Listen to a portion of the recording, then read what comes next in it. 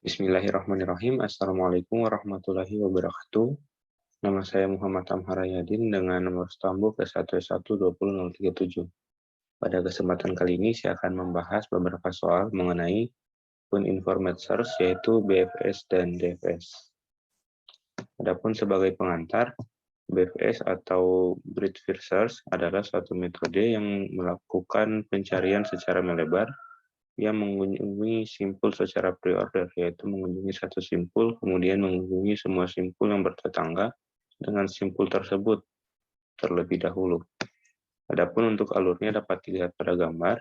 Pertama, jika dimulai dari S ini, dia akan mengunjungi simpul yang sebelah kiri terlebih dahulu, kemudian dia akan menyelesaikan untuk menghubungi atau mengunjungi simbol-simbol yang ada pada tetangga dari A ini. Atau dalam hal ini dia akan menyelesaikan terlebih dahulu simpul atau graf yang satu level. Jadi di sini dia dimulai dari S, kemudian dia ke graf yang A, kemudian yang B. Kemudian setelah itu dia kembali lagi ke yang paling kiri untuk di level selanjutnya, yaitu C, kemudian menyelesaikan D, E, F, kemudian dia turun lagi ke yang paling kiri, ke H, kemudian yang terakhir di G.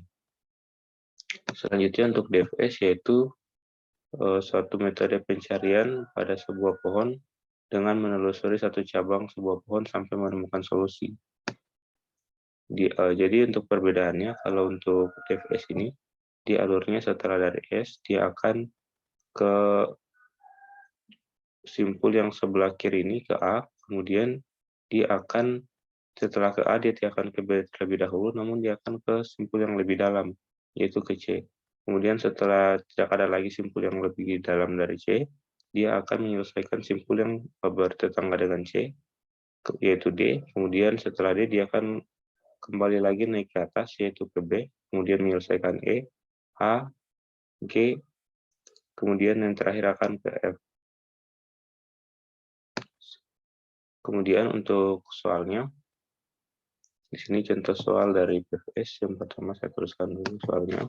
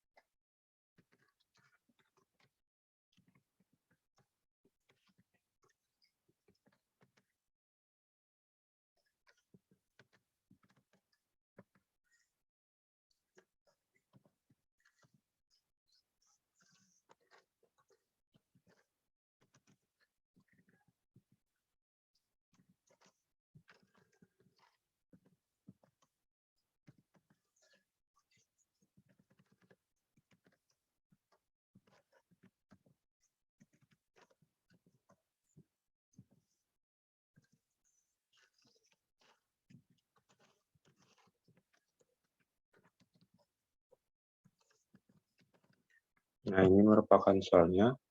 Pertama, saya akan run terlebih dahulu.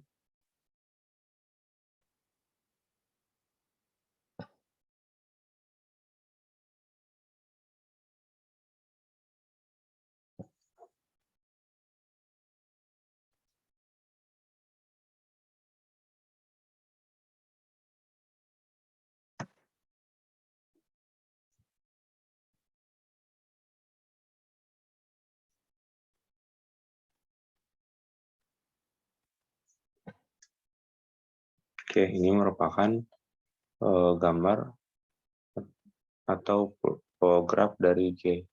Jadi sebelumnya saya akan jelaskan terlebih dahulu maksud dari codingan ini. Yang pertama, untuk yang bagian S ini merupakan codingan untuk induk dari masing-masing node. Maksudnya, dia ini memiliki percabangan di sini adalah 1 dan 2. Adapun node-node yang berulang pada S ini, misalnya di sini 1 ada 4, menandakan bahwa satu ini memiliki 4 cabang. Adapun untuk nilai dari masing-masing cabang itu adalah ada pada yang bagian T ini, jajaran dari T. Jadi di sini untuk 1 ada 4 cabangnya, yaitu cabangnya 3, 5, 4, dan 2. Sedangkan untuk 2 ada 5 cabang, yaitu 6, 7, 9, dan 8. Dan dapat dilihat pada gambar yang ini. Adapun untuk penulisannya sendiri, dia akan seperti ini. Kemudian untuk G sama dengan graf dari ST, kemudian plot G, ini merupakan codingan untuk menampilkan gambar yang ini. Kemudian untuk V sama dengan B search ini adalah codingan untuk menampilkan gambar yang ini. Maaf, untuk menampilkan tampilan yang ini. Kemudian untuk alurnya sendiri, karena ini adalah web search, maka dia akan menelusuri dari yang bertetangga atau yang satu level. Jadi pertama, ini untuk soalnya web search G,2 maksudnya titik mulainya adalah dari 2. Nah, setelah dari 2, karena 2 ini bukan level tertinggi, maka dia akan naik terlebih dahulu ke 1, yaitu level 0, ya, level yang tertinggi. Setelah dari 1, dia akan kembali ke 2, tapi tidak dituliskan karena sudah dituliskan di awal sini. Turun ke 2, kemudian dia ke 6. Kemudian setelah di 6, dia akan menyelesaikan atau akan menuju ke semua node yang satu level atau bertetangga. Setelah 6, dia ke 7, ke 8, ke 9, lalu ke 10. Setelah itu, dia naik untuk ke level yang di atas, yaitu 3, 4, dan 5. Jadi seperti ini. Oke. Kemudian untuk df search, saya akan ganti di sini menjadi df search. Kita akan run. Nah, kalau untuk df search sendiri, dia dimulai dari 2, kemudian untuk alurnya setelah kedua dia ke 1, lalu setelah dari 1 dia akan menelusuri ke sebelah kiri di sini, ke 3, kemudian 4, 5, kemudian dia akan turun ke 6, 7, 8, 9, sampai 10. Misalnya di sini kita ganti, kita mulai dari 4 misalnya, seperti.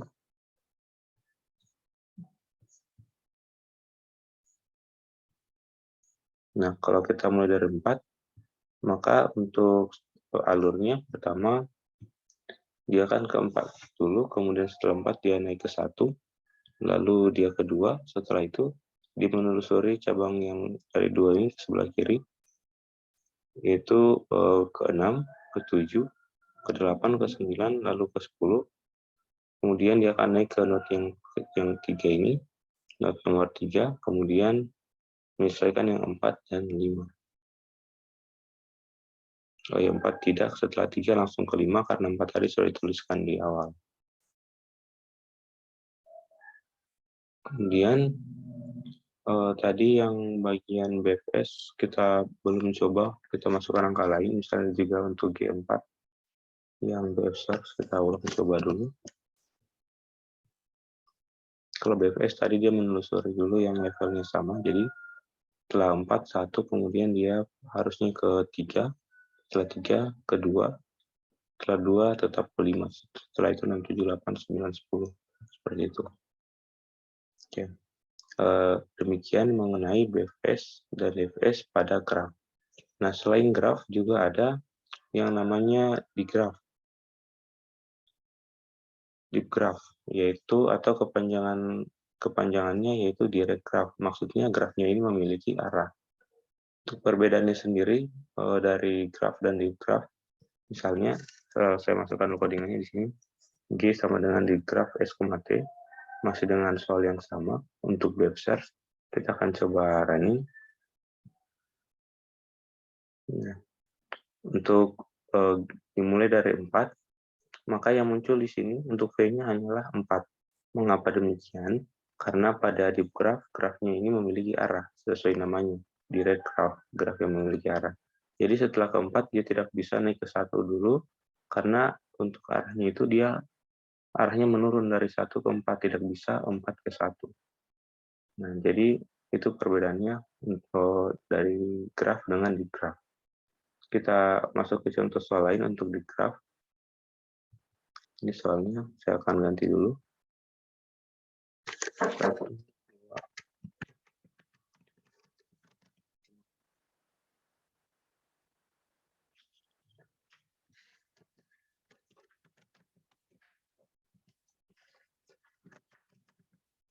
Kemudian kita akan coba running dari dulu.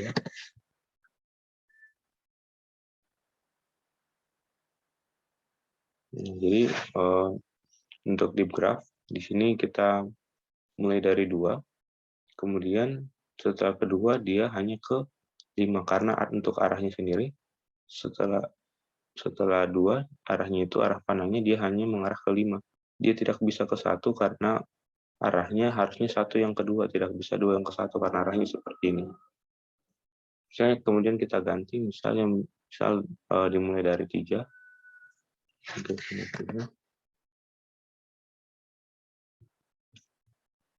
Kesebaran.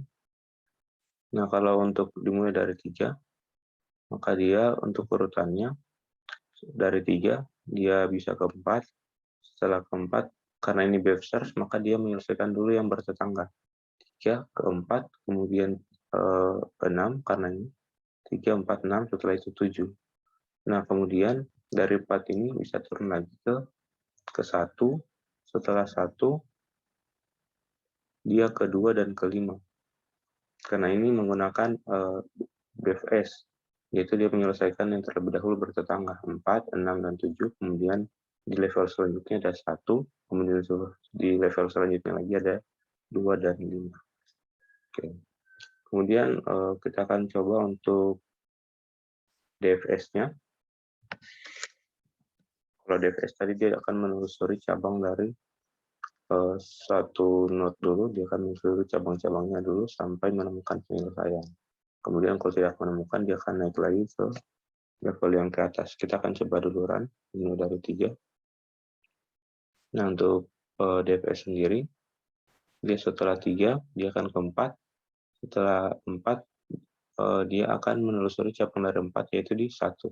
Perbedaannya dengan BFS tadi, kalau BFS dari 3, setelah 3 dia ke node yang 4, setelah 4 dia ke 6 dan 7, karena dia ini bertetangga atau satu level. Nah, kalau DFS setelah 4, dia tidak ke 6 dan 7 terlebih dahulu, namun dia akan menelusuri cabang-cabang dari node 4 ini, yaitu kemudian ke 1, setelah 1, 2, dan 5. Nah, setelah dari 5, kalau masih belum, setelah dari 5, dia akan kembali ke cabang yang lain dari 3 ini, yaitu ke 6, setelah 6, dia sebenarnya akan ke 4 lagi dulu, kemudian kembali ke seperti ini. Namun karena sudah pernah dituliskan, jadi dia tidak perlu dituliskan kembali. Jadi setelah ke 6, dia akan ke 7. Nah, jadi itu untuk deep graph yang DFS. Nah, jadi demikian saja pembahasan saya mengenai soal dari DFS dan BFS, baik yang graph maupun deep graph. Atas segala kekurangan dari video ini, saya mohon maaf. Saya akhiri dengan wabillahi taufiq wal hidayah. Wassalamualaikum warahmatullahi wabarakatuh.